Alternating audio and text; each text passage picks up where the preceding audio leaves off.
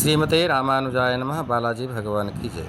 आइए आपको बालाजी सरकार के बारे में संपूर्ण जानकारी देते हैं। धर्म ज्ञान चैनल पर आपका बहुत बहुत स्वागत है। बालाजी का यह अद्भुत दृश्य, भगवान का जो स्वरूप का दर्शन है वो आप लोग पहले कर लीजिए, फिर आपको भगवान के बालाजी के स्वरूपों के दर्शन के बाद में संपूर्ण जानकारी देते हैं। बालाजी का रूप भगवान ने क्यों बनाया?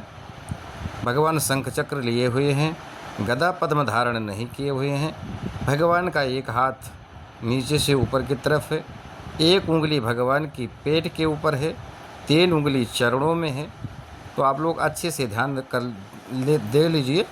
देख लीजिए, भगवान को अच्छे से दर्शन करो, फिर आपको संपूर्ण जानकारी देते हैं। भगवान की आधी आंखें खुली है, आधी बंद है। भगवान कहते हैं मैं तुम्हारे पापों को नहीं देखता हूँ, तुम्हारा भाव बना है, हमारे पास में आए हो, वो मैं तुम्हारा ज़रूर देखूँगा।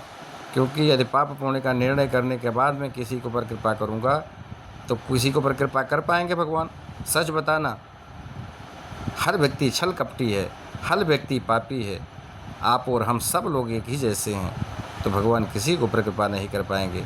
इसलिए भगवान ने कहा कि मैं तुम्हारे पापों को नहीं देखता हूँ। इसलिए आधी आँख बंद कर लिए, भगवान आधी खोल रखे हैं। भगवान का जो चक्र है वो करोड़ों सूर्य के समान है। शंख चक्र, तो जो चक्र है वो करोड़ों सूर्य को के समान है, पाप ताप संताप को मिटाने वाला है। और जो शंख है वो विद्या बुद्धि ज्ञान को देने वाला है। चक्र जितना तेज है वो शंख उतना ही शीतल है। तो भगवान शंख और चक्र के द्वारा पाप का भी विनाश करते हैं और विद्या बुद्धि को भी देते हैं। एक हाथ भगवान का नीचे की तरफ है। आप लोगों ने देखा होगा लक्ष्मी जी का हाथ ऊपर होता है, उसमें से सिक्के निकलते हैं, लेकिन जब चाहो तब बंद कर लो। भगवान ने नीचे से ऊपर है। भगवान कहते हैं जो कुछ भी मांगना है मांग लो, मैं सब कुछ देने के लिए तैयार हूँ, बस एक शर्त है। वो शर्त कौन सी है अभी आपको बाद में बताते हैं। तब तक दूसरे हाथ जो है भगवान का शंख की तरफ, उसके नीचे जो नीचे हाथ है वो एक उंगली पेट के ऊपर है। ये आप लोग मुक्तिनाथ भगवान का दर्शन कर रहे हैं। एक हाथ शालिग्राम भगवान के रूप में, एक हाथ भगवान का पेट के ऊपर है और 3 उंगली चरणों में इशारा करती है।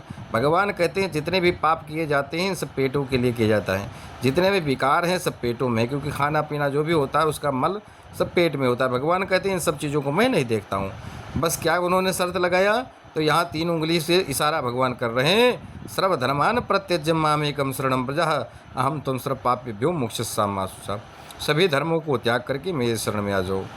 ये बड़ा मुश्किल है, क्योंकि धर्म कैसे त्यागा जाए? सभी लोगों का, किसी के इष्ट दुर्गा हैं, किसी के इष्ट गणेश है, किसी के इष्ट भगवान शिव हैं, किसी के इष्ट हनुमान जी हैं। भगवान कहते हैं पूजो सबको, मानो सबको, लेकिन किसी एक को इष्ट बना लो। क्योंकि जब तक आप अपना इष्ट नहीं बनाओगे तब तक भगवान के चरणों में शरणागति नहीं होगी, प्यार नहीं होगा, प्रेम नहीं होगा। और किस हक के साथ में बुलाओगे? आपका संबंध भगवान के साथ कैसा है? आपका भगवान के साथ संबंध किस प्रकार से जुड़े हो?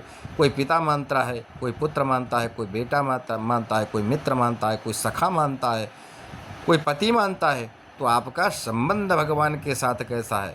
मेरा तो भाई मित्रवत भी है और गुरुजनों का गुरु के समान भी, तो दोनों संबंध हैं मेरे ठाकुर जी के, मेरे इष्ट भी हैं। इसलिए इस पहले संबंध जोड़ लो। अब भगवान कहते हैं इस हाथ से कि जो कुछ में मांगना है मांग लो, मैं सब कुछ देने के लिए तैयार हूँ, बस एक शर्त है, सर्वधर्मान परित्यज्य मामेकम शरणम व्रजः। जैसे सर्वधर्मान परित्यज्य मामेकम शरणम व्रजः अहम त्वं सर्व पापेभ्यो मोक्षयिष्यामि मा शुचः। जैसे एक लड़की मायके से विवाह करके ससुराल जाती है, कितने रिश्ते छूटते हैं, कितने रिश्ते मिलते हैं। माँ छूटती है, सास मिल जाती है, बहन छूटती है, ननद मिल, सबके साथ समान व्यवहार करती है, लेकिन